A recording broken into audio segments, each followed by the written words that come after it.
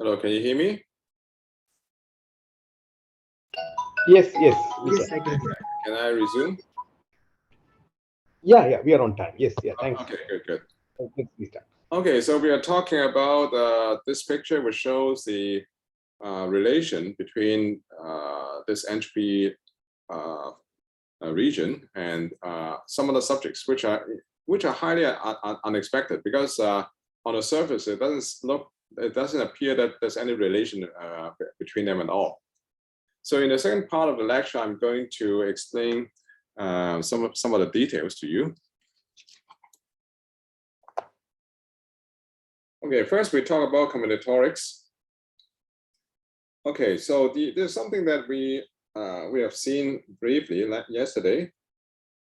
Now, for a distribution Px, a sequence of length n, sequence x of length n is strongly typical if the empirical distribution of the sequence is approximately equal to the true distribution P of x. Namely, that the relative frequencies of occurrences of different symbols are very close to the true probability. Okay. That's why it's called typical. And this is a particular notion of typicality called strong typicality. So when you let Pxy be a joint distribution, then the strongly typical sequences with respect to the joint distribution, the marginal distribution Px and Py can be illustrated by what I call two-dimensional quasi-uniform array. So it looks like this. Well, this is actually an asymptotic quasi-uniform array. It's not exact, but approximately the case. So in this quasi-uniform array, each row has approximately the same number of dots, because for in this array, the rows are the typical x sequences with respect to its own marginal distribution Px, and the columns are the typical y sequences with respect to its marginal distribution P of y, and so at the intersection of a row and a column, so let's say that we take this row. So this is a particular x, and this column is a particular y. So here, this cell at the intersection represents the pair xy. Right?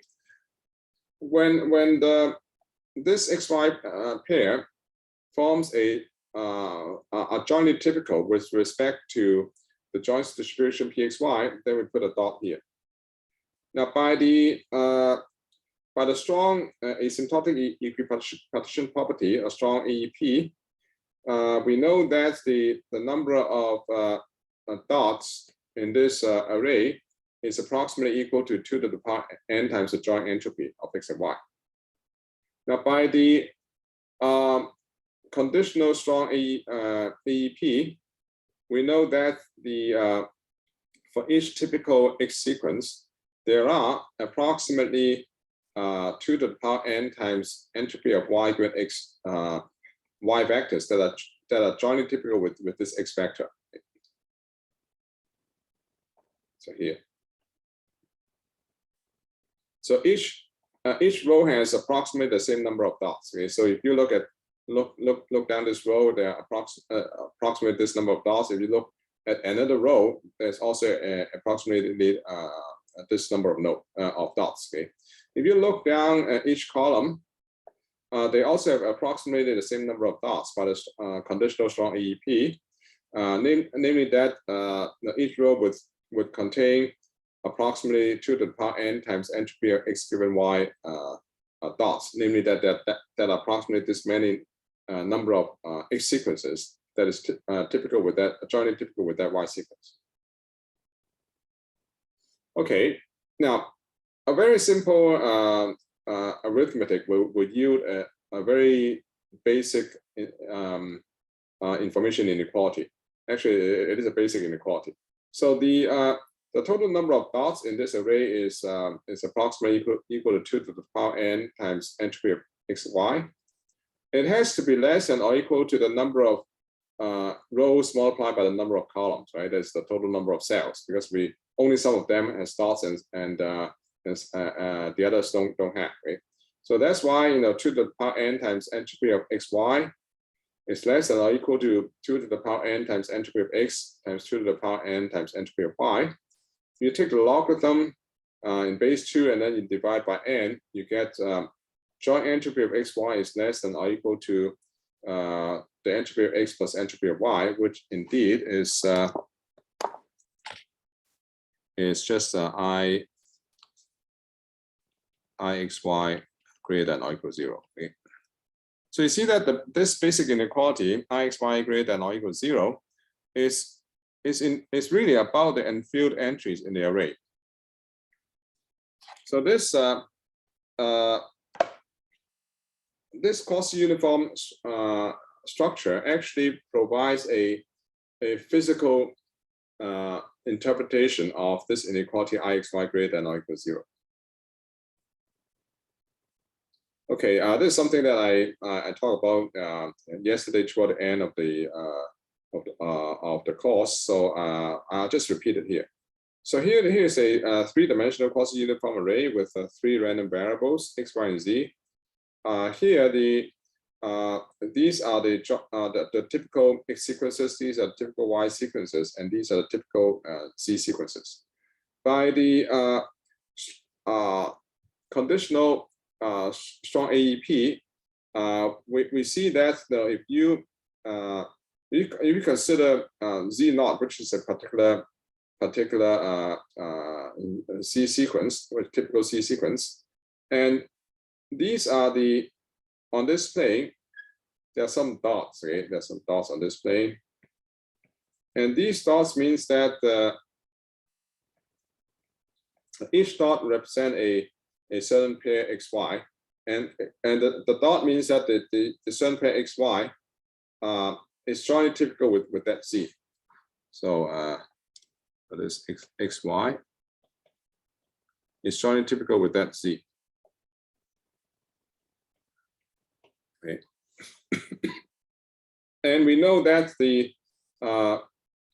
so let me remove this.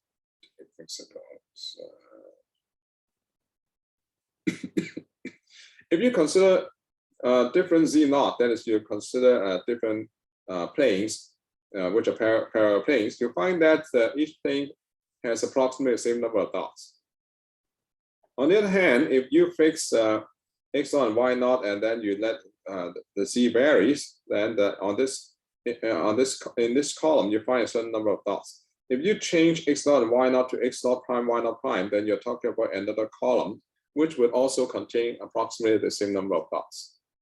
So it's a very intriguing combinatorial structure. Okay, so there's another characterization of quasi-uniform arrays, but in terms of a probability distribution. But let's not talk about this. Now, basically, you get the idea of a quasi-uniform array, and I've shown you one very simple example in which you can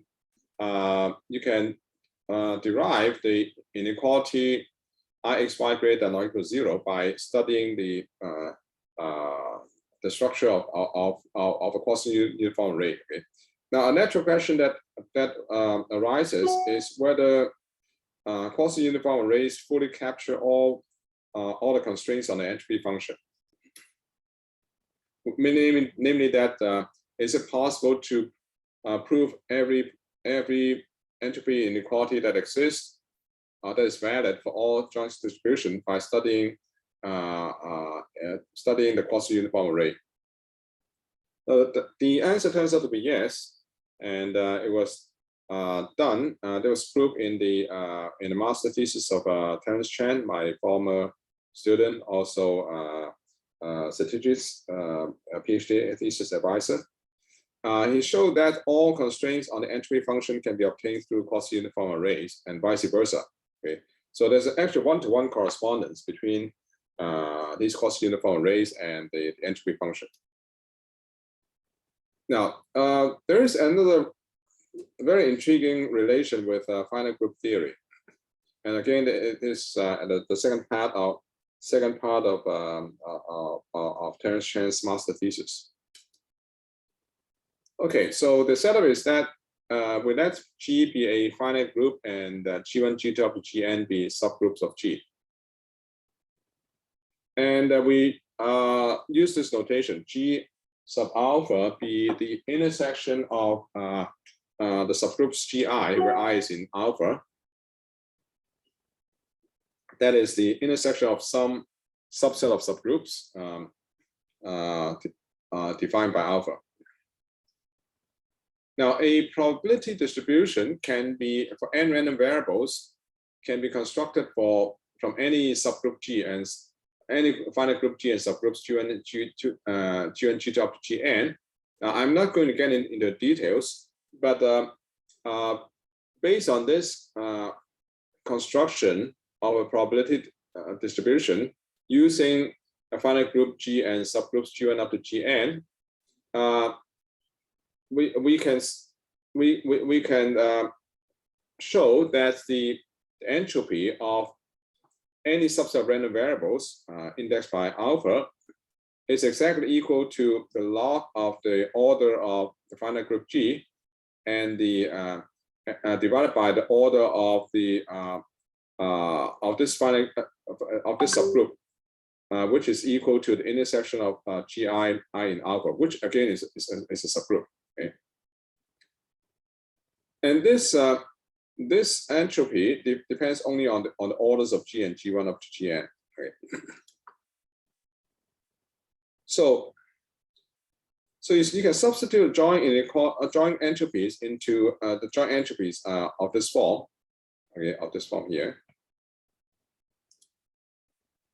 into any entropy inequalities, and it gives a group inequality. For example, we know that this inequality holds for all joint entropies. Okay, hx1 plus hx2 is greater than or either hx1 x2. Now hx1, according to that particular construction, is equal to log of order of G divided by order of G1, log of order of G divided by the order of G2 greater than or equal to log of order of G divided by G1 intersect G2. Right? And then so basically what you do is that, when you see an H, you replace that by log, and then you also always put the order of G upstairs and downstairs. If it is X1, you put G1, right? Same thing here. You have a log, and then upstairs you always have order of G, and here you have X1 and X2, and down here you put G1 in intersect G2, and then you take the order of it, right? Now for this inequality upon log, just writing out the terms, log of this becomes log of G minus log of G1, okay, and then you cancel out the terms and then eliminate the logarithm. You obtain this inequality governing the order of any finite group G and subgroups G1 and G2. Okay.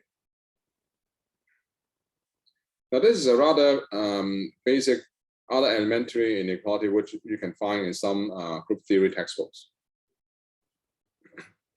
Now, however, we actually can apply non-genotype inequalities to obtain some new group inequalities.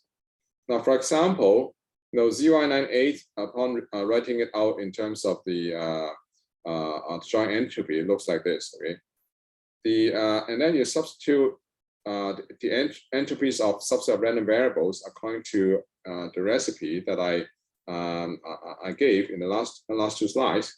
You would obtain this this group inequality that governs the order of any finite group G and subgroups G1, G2, G3, and G4. Now this is a highly non-trivial group theoretic inequality. So that I called it, I just call this non-Genotype group inequalities. And apparently these inequalities are not known in the group theory community.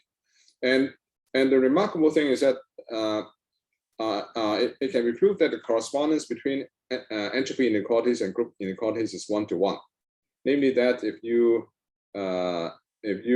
find a group inequality like this, okay, that holds for any finite group G and its subgroups, then by means of a symbolic substitution, you can obtain an entropy and an inequality of the joint entropies that is valid for all joint distributions.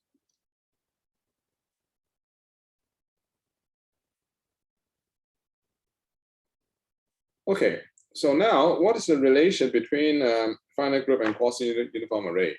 So I'm going to illustrate this by means of an example without getting into any proofs. Okay, the distribution of elements of finite group among its subgroups actually exhibits a quasi-uniform structure. Here's an illustration. So so these are elements in a group, okay, and G1 is a subgroup, okay? And G2, and this is a subgroup, and these are the cosets of the subgroup, and this is G2, and the intersection of G and G2 is another subgroup G12. So it is actually a consequence of Lagrange's theorem in for finite group. So you look here, you see that for each row, there are exactly 6 dots. So 1, 2, 3, 4, 5, 6. No, okay. So one thing is that the for each of these cells, either it contains 3 dots or it doesn't contain any dot. Okay. So moreover, if you look at the now in a quasi-uniform array, each cell contains 1 dot, but here each cell contains a fixed number of dots. So you see that for if you look down all the rows, then exactly 2 cells contains dots, and 1 cell doesn't contain any dot. If you look down the columns, the same situation. Okay? Each column exactly contains 2 filled cells. So that's so indeed, if you're given a finite group and and subgroups, you automatically can generate this kind of quasi-uniform array. But next, I'm going to talk about the relation between entropy inequalities and probability theory. Now, in probability, we are very concerned about a problem which I call an implication problem. So the question is like this: is a given conditional independency implied by a given set of conditional independencies? For example, we have seen this one before. Okay, given that X, Y, Z forms a Markov chain and X and Y are independent, then it implies that X and Z are also independent. So we are given a set of conditional independencies, and we want to see whether they imply a particular one. Okay, so this is a very basic problem in probability theory, and this is actually a subproblem of characterizing gamma n star, as I'm going to show you, because a conditional independence condition is just a hyperplane in the entropy space. For example, this conditional independence, X independent of Y given Z, is equivalent to the mutual information of X and Y given Z is equal to 0. Now, but we know that this actually is a hyperplane in the entropy space, because a mutual information, conditional mutual information, can be expressed as a linear combination of joint entropies. Okay. So each conditional independence corresponds to a hyperplane in the entropy space. So if you know exactly what gamma n star is, then you can tackle this. In principle, you can tackle this implication problem. So the conditional independence problem is indeed a discrete problem embedded in a continuous problem. So these are the discrete relations. Either this holds or this or it doesn't hold. Well, these are continuous functionals. So there is a more general problem called P-representability problem, studied by Matoush and Studeny, and I'm not going to get into this. Okay, maybe I'll talk something about. I'll say something about this. For the P-representability problem is like this. So we are given, let's say, n equals 4 random variables.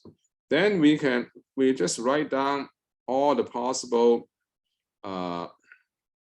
conditional independence conditions plus the functional independence conditions. Now these actually corresponds to the elemental form of information measures that I mentioned to you before. So the P-representability problem is like this. So I just write down all these possible conditional independence and functional independence, and I want this to hold, this to hold, this not to hold, this to hold, this not to hold, so on and so forth. You just put a tick or a cross against each one of them, and you ask whether this is possible or not. Okay, so it's a very basic problem in probability theory, and I thought this problem was very trivial to start with, and I didn't realize until much later that it has been an open problem for a long time. And the problem for 4 random variables was finally settled by Matoush in 1999 by means of a constrained version of the Enkeltin inequality, which is a non-Genotype inequality. So I just want to explain to you how this the study of entropy inequalities is related to can be applied to probability theory. Okay, and beyond n equals 4, the problem is extremely hard. Now, next subject is Mongol complexity, which is a subject of interest in both mathematics and computer science.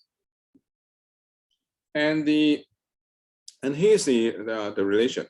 So we let K denotes the Kolmogorov complexity of a collection of sequences. And Hammer et al. These are some researchers from indeed from Kolmogorov's school. They show in the year 2000 that there exists a one-to-one correspondence between entropy inequalities and Kolmogorov complexity inequalities. For example, if this inequality holds for any random variables x1, x2, okay, which we know is the case, entropy of x1 plus entropy of x2 greater than or equal to the joint entropy of x1, x2, then what you do is that you just replace h by k, and then you replace x1 by small x1, which represent a sequence, so on and so forth. Then this inequality actually holds for any 2 sequences, x1, x2. So it shouldn't be x and y, it should be x1, x2. Okay, and vice versa. Okay, so this is what it is about. And again, if you start with a non-Genotype inequality for joint entropies, then you can obtain a non-Genotype Kolmogorov complexity inequalities. So it is in fact very powerful. And network coding is a subject that I haven't talked about, but in case you know what it is, I just want to say something about it. Now so for single source network coding, the network capacity is completely characterized by the maximum flows in the network, which we will see tomorrow. And for multi-source network coding, the network capacity is much more complicated. In fact, it can be characterized by gamma n star. Now, the problem has been studied by Zheng Zhang, myself, and Song, Liwa Song and myself and Ning Chai and Sijun Yan, Zhen Zhang and myself. And finally, we obtained a complete implicit characterization of the network capacity in terms of gamma n star, which means that if you know gamma n star, then you know how to characterize the capacity region. Okay. Now and then the Doherty, Freining, and Ziegler in 2007, they construct the first multi-source network coding problem or example whose characterization of the network capacity requires the use of non-genotype inequality Z198. And the construction is based on the Valmont matroid, in case you know the matroid theory. And the more remarkably, Terence Chen and Alex Grant show in 2008 a duality between almost entropic functions and multi-source network coding problems. Namely that for every inequality that you can ever discover for entropy, there is you can construct a network coding problem that which requires that inequality to characterize the capacity region. So it's a very interesting result. So this establishes a one-to-one correspondence between the entropy function and the general network coding problem. Okay, now secret sharing is a topic that has been heavily studied in computer science. And it is a special topic in cryptography. So it was introduced independently by Blakely and Shamir in 1979, and Baimo et al.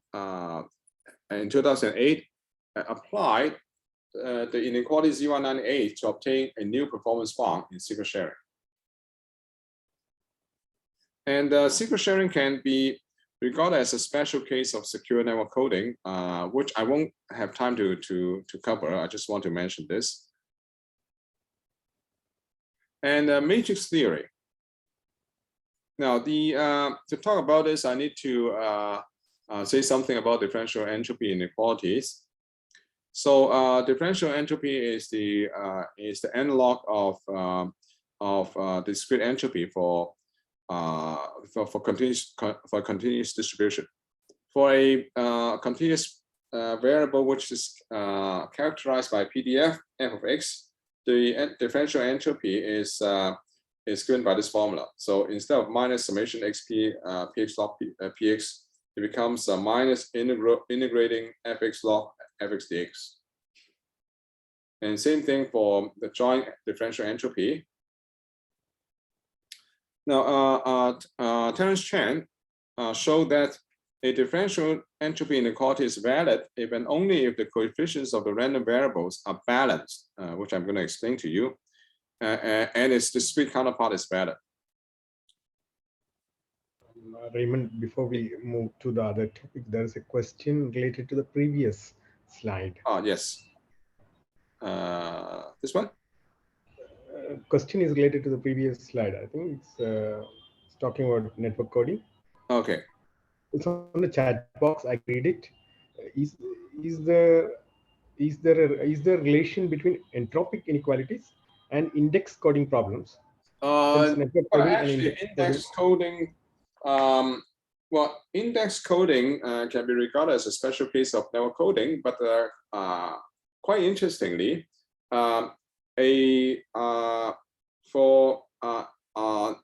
index network coding can also be regarded as an index coding problem. Okay, this was the work by Salim Al-Ruahab. Okay, so you can it is actually in some sense the same class of problems. So you can as well use entropy inequalities to study index coding problems. Yes. Thank you.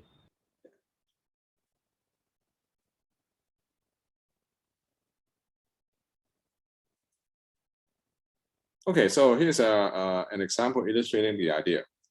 So now we have this conditional differential entropy, which is defined, which is given by the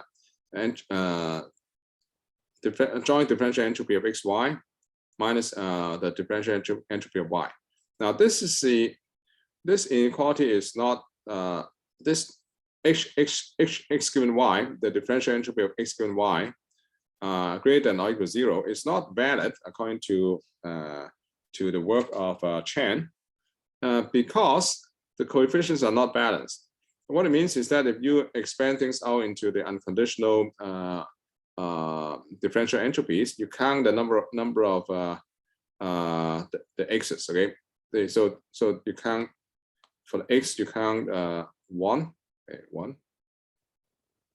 Okay, and for the y, you count so x, the coefficient of number of x that occurs is equal to 1, and for the y, here you count 1, and here you count -1 because the coefficient here is -1. So the number of occurrences of y is equal to 0. Okay?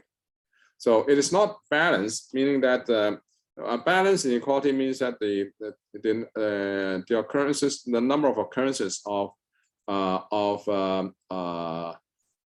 all the random variables has to be equal to 0. Okay, so according to that recipe, this inequality is not valid, which in fact is the case. On the other hand, we look at the mutual information between two continuous random variables x and y. It is written as hx plus hy minus hxy. Now here you see that the coefficients are balanced because here you have one occurrence of x, and you have a -1 occurrence of x, the 1 occurrence of y, and it balances out, cancels out with the other occurrence of y. So now this inequality is balanced, and not only that, its discrete counterpart is valid. We know that if you replace the small h by the capital H, then this is a valid entropy inequality. So this implies that this inequality is valid for all joint distributions for x and y, which in fact is the case. Now the coefficient of zy98 turns out to be balanced, and so it is also valid for differential entropy. So what? Okay, so I'm going to explain to you why this is important. Now, to probe further, we need to say something about Gaussian distribution. Now, we know that it's well-known result that any symmetric positive definite matrix is a valid covariance matrix, because you can use this to specify the to specify a Gaussian distribution. So let's say you're given a positive definite matrix, and you use this to specify a Gaussian random vector, namely that the Gaussian random vector has a covariance matrix equal to this positive definite matrix. Okay, now then it can be shown that for this Gaussian vector, the differential entropy of the vector is equal to 1/2 log 2 pi e to the power n. N is the number of the length of this vector, multiplied by the determinant of the covariance matrix K. Okay? And for any subset alpha of this index set, the differential entropy of the subset of random variables is equal to 1/2 log 2 pi e to the power of the size of alpha multiplied by the determinant of K sub alpha, where K sub alpha is the corresponding submatrix of K. That is, you retain only those rows and columns corresponding to the elements in alpha. Okay, so we can, for example, this joint differential entropy inequality is a valid one. Okay, the counterpart the counterpart of this inequality is the independence bound, okay, for discrete random variables. It is also, according to Chen's recipe, it is also valid for differential entropies. And so we can substitute the form of the joint entropies into this inequality, namely this form here, right? Namely this form. And then after some cancellation, you can actually reduce it to a very simple form, namely that for any positive definite matrix, the determinant is less than or equal to the product of the diagonal elements. Okay. So so this is the well-known Hadamard inequality. And if you substitute these joint entropies into, here you only need to consider n equals 4, a length 4 Gaussian vector. You actually can obtain this this inequality, okay? Where and this inequality holds for all positive definite matrices, where K12 is the submatrix corresponding to retaining the first row and second row and the first column and second column. And these quantities are called principal minors. So the other non-Genotype inequalities of the principal minors of positive definite matrices can be obtained this way. And these inequalities appears to be highly non-trivial. So a natural question to ask is just like what the same question we asked for group theory and finite groups, and also for the quasi-uniform arrays. The question is, can all constraints on the principal minors of positive definite matrices be obtained through differential entropy inequalities and the Gaussian distribution? Now, Terence Chen, Dongling Guo, and I investigated this problem in about 10 years ago, and we showed that this is the case for 3x3 positive definite matrices, but it's not likely to be the case for larger positive definite matrices, although we don't have a proof for that. Okay, we suspect that it is not the case. At this point, we either can prove it. We neither can prove it that is the case, or we can prove that it is not the case. Okay, now quantum mechanics. In quantum mechanics, the von Neumann entropy is an extension of the Shannon entropy. If you happen to know quantum mechanics, you know about von Neumann entropy. Now, in von Neumann entropy, there is a set of constraints called a strong subadditivity property, and which is you can think of it as being analogous to the basic inequalities for the Shannon entropy.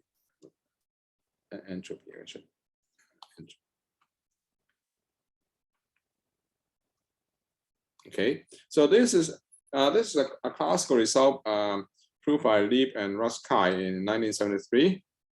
And inspired by the discovery of the non-Genotype inequalities, in particular ZY98, Nick Pippinger in 2003 proved that for a three-party system, there exists no inequality for the von Neumann entropy beyond strong subadditivity. Now, I would like to point out that Pippinger actually look into the problem of entropy inequalities very closely in the early 80s. In fact, he also suspected the existence of non-Genotype inequalities, although at that point he didn't have a very specific, very explicit formulation of the problem. But he suspected the existence of inequalities beyond the polymatroidal axioms. He worked on it for a couple of years, didn't go anywhere, and in fact, in a conference in 1986, he he gave it out as an open problem. So that's why when he saw that we found the first unconstrained non-Genotype inequality 098, he got very excited about this problem, and that inspired him to look at a similar problem in quantum mechanics for the Von entropy. So he showed that for three-party system, there exists nothing beyond strong subadditivity. And shortly after that, Linden and Winter discovered for a four-party system a constraint inequality for the von entropy, which is independent of strong subadditivity. So it is in fact a new inequality. However, this inequality is not. It's sort of like a constrained non-Genotype inequality. It's not as strong as CY98 in some sense. Okay, so this brings me to back to this line, which connects the study of the entropy function with many other fields. In my opinion, in very unexpected ways. There's still it's not clear what these connections are going to lead us to, but it appears to me that these are very fundamental problems that that warrants further investigation. So this brings me to the end of this lecture. So the I already have said this. So the entropy functions connects actually a number of problems, not just in information sciences, but also in mathematics and physics. And for some of these subjects, there's a one-to-one correspondence between them and the entropy function, and they suggesting that they share the same underlying structure. In my opinion, the quasi-uniform array is the underlying structure that for all these problems. But at this point, it's still not very clear. And using these one-to-one correspondence, you can actually readily obtain non-Genotype inequalities in different fields, which curiously cannot easily be proved in other fields. For example, for the non-Genotype inequality for group theory obtained through CY98, so far there does not exist any proof of that inequality directly using tools in group theory without going through entropy. So I think this is actually an obstacle in abstracting group theories to study this problem, because they in order to prove that theorem, prove that inequality, they first have to know quite a bit about entropy inequalities to start with, and that in my opinion, it is an obstacle for promoting this subject to group theorists. So if you so this is an open problem. If you can find a group theoretic proof for that non-Genotype group theory inequality, it would be a very important result. So information theory is clearly an integral part of mathematics, and to probe further, there is a you can look at these chapters in my book, and I also wrote a tutorial paper on the topic that appears in this journal called Communications in Information Systems. It is a journal sponsored by the Mathematics Institute at CHK, and it's based on the plenary talk I gave at ISIT 2009. And Terence Chen also wrote a similar expository paper with a somewhat different flavor. So this brings me to the end of my lecture. Yeah, thank you. So let me see. What are the questions? Is there a relation between entropy inequalities and index? Oh, this has already been asked. Great. So I can answer some questions if you have some. Yeah. Thank you, Raymond. That was absolutely fantastic. The whole view spectra at display. So please, students, come forward. There are no questions typed till now, but feel free to either type or open your mic, unmute yourself, and ask the questions directly. Please come forward.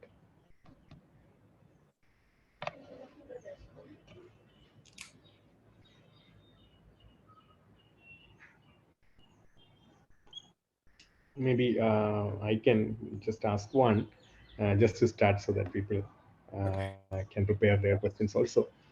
So Raymond, there's also a lot of other problems in information theory where, in particular, a converse has been missing to many multi-terminal problems, correct? Right. Including many styles of broadcast interferences, this, that, etc. And in many places, we end up with a very minimal set of inequalities or equalities, like the Chisar sum lemma. Is there some kind of extra that we can gain from looking into this non-Shannon types to solve some of those long-standing puzzles? Well, I mean, when Zheng and I discovered ZY98, we were very excited about it. We thought that, it may be able to help us to solve some open problems in multi-user information theory. But we looked around for a while and couldn't find any that can be solved by our inequality. And then about 8 years later, okay, and Ken Ziega and his collaborators showed that there exists a network coding problem that can be tackled by the non-Genotype inequality 098. Okay. So it was not able to solve any existing open problems, but it was able to solve. It turns out that it was quite an interesting connection, because in the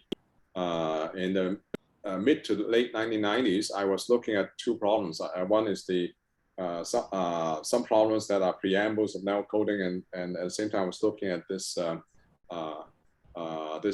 entropy inequality problem. I didn't know that there was a close connection between the two of them until one day I all of a sudden realized that this region gamma star can be used for characterizing the capacity region of network coding. So so far if you talk about the use of entropy non-Genotype inequalities in coding problems, then the main application is in network coding so far. Yeah. For other open problems in multi-user information theory, it requires new inequalities beyond the entropy level, because entropy is like a high level characterization of a distribution. Okay? But for many other multi-user information theory problems, you need to look at the problem at a level lower than Shannon's information measures. And my colleague Chandra Nair actually is very much into this topic. Yeah, thank you. There is another question on the screen. Okay. Satyajit, can you read out, or Professor Yeung? Yeah, just a second. Yeah, so this is a question from Neha.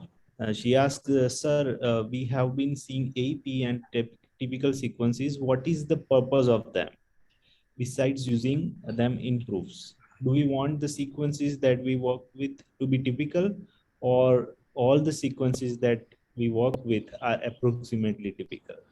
Okay, so the well, it's a very interesting remark. It says, what's the purpose of them besides using them in proofs?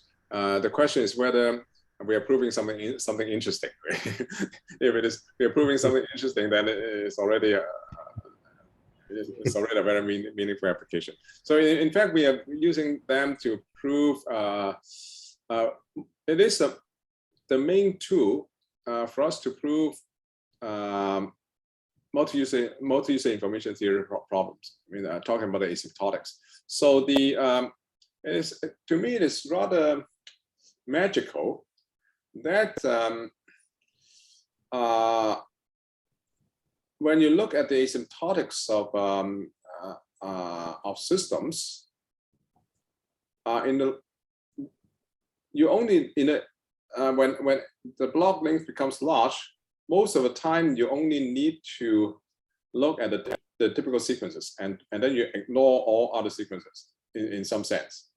Okay, and moreover, for all these problems that can be solved by random coding, okay, it turns out that if you choose a code randomly, then with very high probability, you get good code. Okay, if you apply the right random coding strategy. Okay, now this is something rather intriguing, because if you think about it more deeply, no, the whole idea of random coding is that, you know, I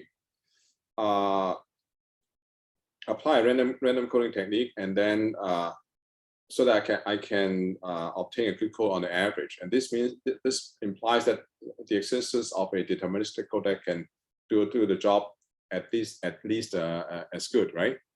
However, it doesn't really require that we can obtain a good code with very high probability. As long as we can obtain a good code with strictly positive probability, then it already implies the code that the existence of code that we wish. But it turns out that in most problems that we can solve in information theory, it possesses this property, which is something that I don't quite understand. I don't have very strong insight into this yet.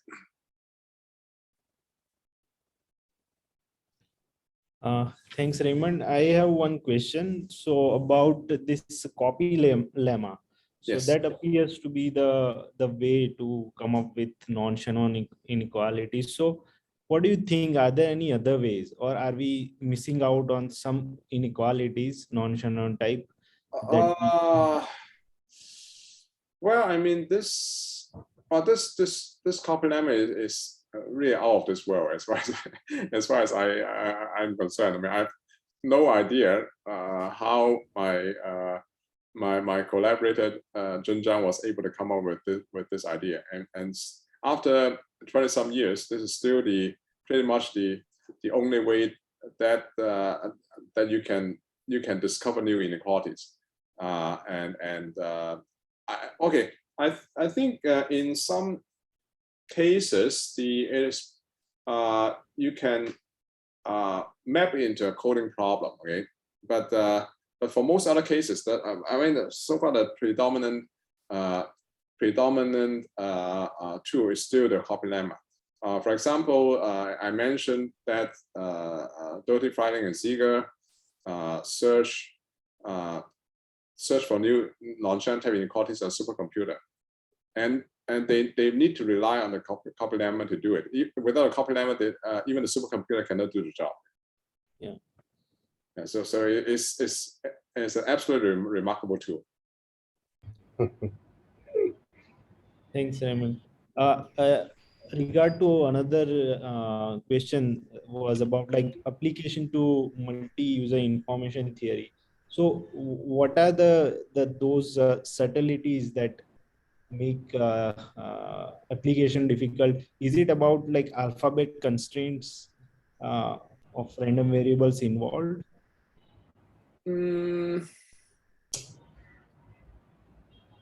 Actually, I believe that other than narrow coding, there should be some other multi-user information theory problems that would require the use of non-Genotype inequalities, but we haven't looked into these problems yet. Okay. the reason why we haven't looked into these problems yet is because the general network coding problem is already tough enough to solve. Okay, it is a very simple problem with where the information sources are independent and where there's no distortion consideration. For most other multi-user information, multi-user source coding problems, if you assume that the information sources are independent and there's no distortion consideration, then most likely the problem is rather trivial, but not for the case of network coding. Thanks, Raymond.